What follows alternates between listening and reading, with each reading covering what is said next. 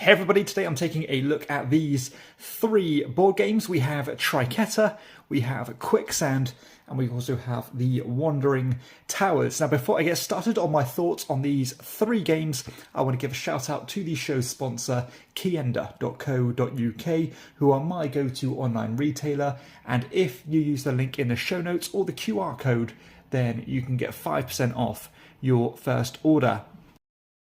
Okay, so let's start with Quicksand. This is a 1 to 7 player real-time cooperative game that takes 5 minutes per game to play, but you'll probably want to play more than one game per session. But this one is a very simple concept where you have these hourglasses and they come in different speeds. But you also get a bunch of different components through these cards as well as these tiles. And these tiles come with two important pieces of information. Number one being the colour of the tile. Number two being the shapes within that tile. And the objective of the game is to try and get these hourglasses to, or along this track of these tiles and to the safety area, essentially, while the time keeps ticking. Because if these sand ever runs out of these hourglasses more than once, then you are going to lose the game, essentially. Now, the gameplay is super simple, where on your turn, or when the game starts, all the hourglasses are going to get flipped, and on each player's turn, in turn order, you are going to play 1 out of 3 cards in your hand, and those cards will have either a colour on them, a shape on them, or they'll be one of these wild cards. And every hourglass matching a symbol or colour of the card you just played will be flipped over and progressed on to the next tile.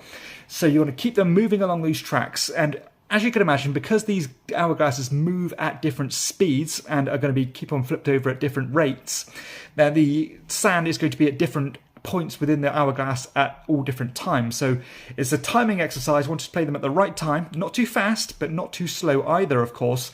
And I do like this fact that you do have to lay the foundation for your next person in player order, because you don't want to force them to play a card to the point where they have to flip over an hourglass that you've literally just flipped over, because of course there's not going to be much sand in that particular side of the hourglass. So, you know, sometimes you're taking lightning quick turns here and you have to do it in desperation, but sometimes you get a little bit more breathing space. But it's all about trying to keep your cool and keeping those hourglasses flowing smoothly.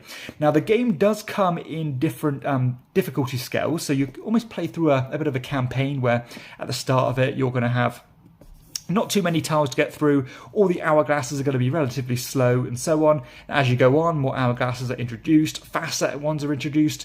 It gets to a point where you can't even communicate with your team.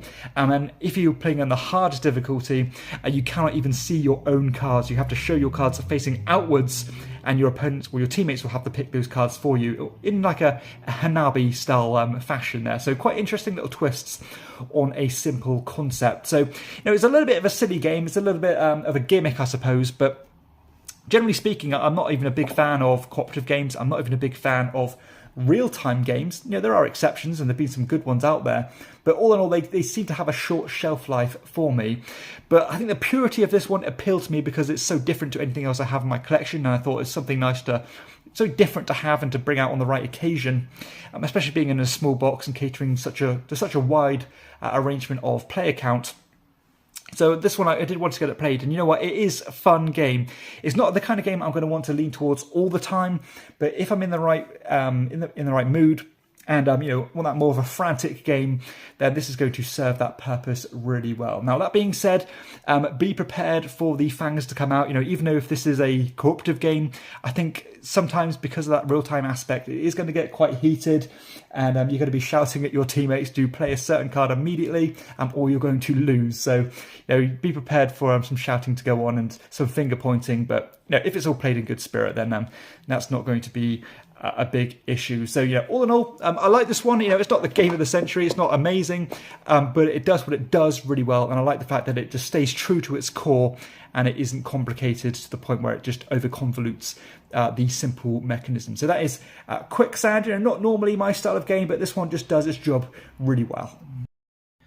Okay, so let's move on to the Wandering Towers. Now, this is a 2 to 6 player game that takes around 30 minutes to play. And if you can tell by the box here, this is a Kramer and Kiesling co-design, one of my favourite design duos ever in board gaming. So naturally I wanted to give this one a play, even though it is more tailored towards a more family-friendly audience and even borderline children's game. So please do bear that in mind as I'm talking through the mechanisms here. If you're a seasoned Euro gamer and you want it for that group, then this is probably not going to be the game for you. But this game is a very simple concept where you have this rondel of a board here, and that rondel is going to consist of all these different towers being placed on different spots, as well as this kind of Raven's Keep here. And the objective is to try and get your particular meeples, your little wizards, into that tower before the other players do. And you'll also need to be making sure that you fill up your potions in order to win at all. So you've got these two different winning conditions there. Have a full arrangement of filled up potions and get all your wizards into the tower. Now, mechanisms wise, it is so simple, where all you'll do is you'll play a couple of cards on your turn in order to either move your wizards by just moving them one spot at a time. Some of these cards will say move, 1 space, 2 spaces, 3 spaces, 4 spaces, and some will even let you roll a die. And the same will apply to the towers themselves. But the twist on this one is that when you move these towers, they actually stack on top of one another. So you can see you've got a stack of 2 here. It can even get to a stack of, 6 or so. And whenever you trap someone, another player within those towers, you will fill up one of your potions. The potions allow you to use these specified abilities, these special abilities that let you manipulate the board state with a bit more accuracy that the cards would normally do. So for example, they might let you swap the top of 2 towers, or they'll let you move back a certain amount of spaces, or piggyback off another player. That kind of thing, but you are going to have to spend your potions to do that, but you need your potions to win. So you do have that conflicting mechanisms there. Now, memory is also a big part of this game, because whenever you trap another player, or even yourself gets trapped and on these towers, you are not permitted to look inside those towers. You need to remember where your wizards are, or risk them being lost to the game, essentially. So a lot of the times you'll be playing cards thinking, I'm going to move this tower, believing that my meeple's under there, and that's not the case. So you do need to keep that mental tabs on where all of your meeples are, which is definitely a fun part of the game, and that creates some laugh out loud moments, because sometimes when you lose your meeples, although being frustrating, it is certainly a fun little novelty there. So I like the clear goal here. Nice, simple, definitely accessible rule set, nice and straightforward.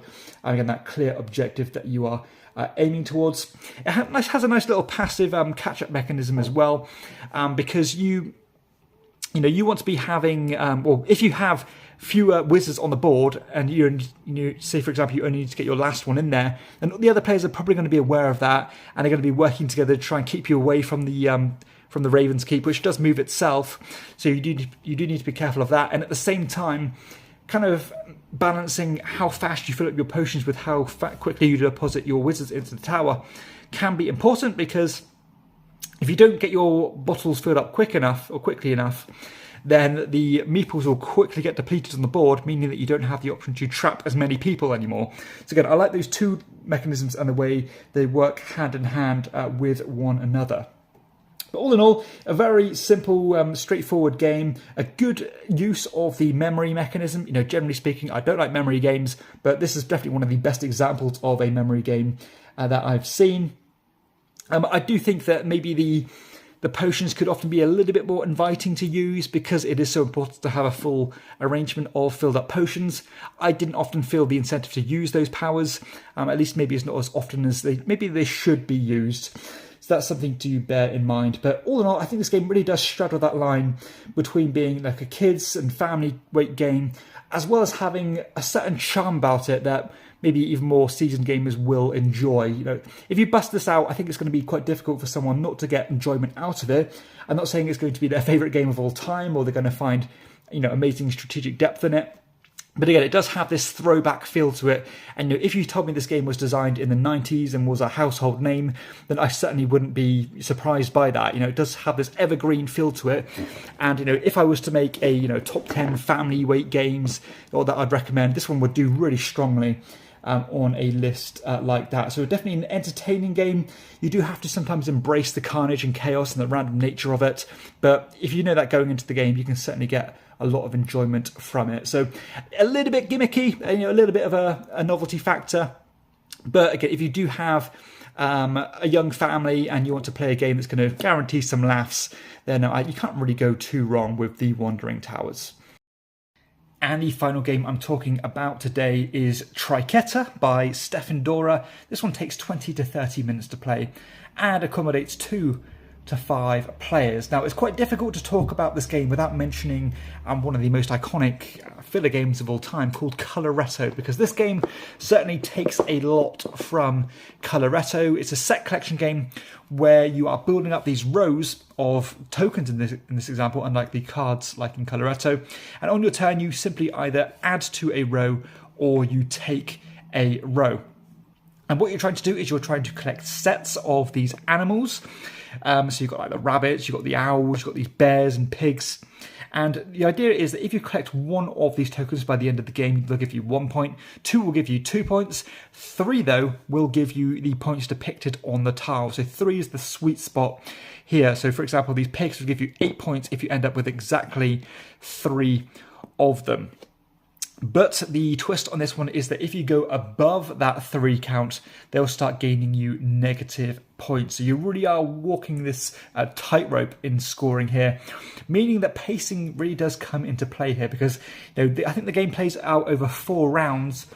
If after, say, 2 rounds, you've got 3 of a certain type of animal, of course the other players are going to be luring you into traps to try and force you to take that 4th token to start you, or to sabotage your scoring and to make you score negative points. So it definitely is a balancing act.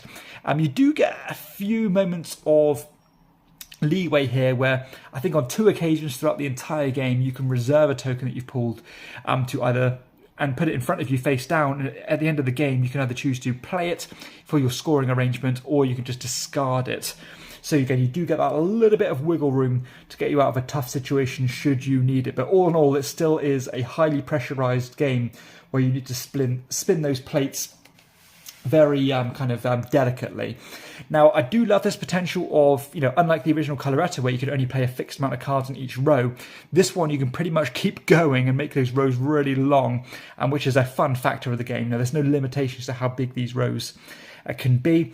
And it does remind me of course, Coloretto, but it also reminds me of like a game like Ra, where if every player is kind of ducked out of the game and taken their reserves, then you might just get to be able to play so many different tokens and get so many points in a single turn, just because of you're brave enough to stay in the round. And I love that. But what I also love about this game is that I have seen that players do really well in this game by being very conservative. So you're not always rewarded for being brave and just making these big bombastic moves. Sometimes it does pay off just to take a token or 2, just to guarantee yourself those points and not being forced to sabotage your score a bit later. So yeah, I really do like that 2 different ways you can approach the game. So I do think sometimes people will find this a little bit frustrating at times if you are doing really well and in the final round your whole scoring is just gone because someone's forced you to take tokens that you don't want. But the game is quick enough, it's punchy enough for that not to really be too much of an issue for me personally. Now, the production of this game is also fantastic. It's a nice, affordable little package. The tokens are really well put together. Coming in this nice little drawstring bag, and you can see that they all fit together really nicely and have wonderful kind of printed illustrations on them. So yeah, I really do like the way the game looks and the way it's put together. The only issue I suppose I have with this game is that it is directly comparable to Coloretto, and I generally try to not have many games so similar in my collection. I think these are maybe slightly different enough to keep them both because of that all or nothing scoring that Triqueta offers you. But maybe long term that might not be the fact. I might lean towards keeping one over the other. And I'm not sure if this is better than Coloretto. I don't think it's any worse than Coloretto, but is it any better? I'm not quite sure. And I think a lot of players would say it's not really worth having both in your collection. But at least they come in nice small boxes. this one's definitely attractive to look at, and it does have that kind of tangible thing of putting those little tiles together to make those little arrangements, which look really nice on the table. So all in all, I'm not sure this game really needed to exist, but I'm glad it did, because I really do enjoy it. I'm playing this one a lot at the moment. It scales very well actually, because just more players means more rows. It actually plays very well at 2 players, much like the original Coloretto does. I don't really have too many bad things to say about this one. I'm aware it does have an expansion out already, which I'm quite eager to try and to see how that changes the gameplay. But yeah, all in all, it's a blast and a really nice filler game that I am personally really happy to have in my collection. Again, some people say it doesn't really need to exist if you have Coloretto, but hey, you know, I suppose we're spoilt for choice. But that is Triqueta. So there we have it. That concludes my review of these 3 lighter games. All in all, a good bunch. You know, maybe these 2 have a shelf life, but I did enjoy them nonetheless. And Triqueta, you know, it doesn't need to exist. That's arguable, but I enjoy it nonetheless. So if you have enjoyed the video, please be sure to hit like and subscribe to the channel and check out my other content too. And for everybody else, I'll see you next time on Chairman of the Board. Bye-bye.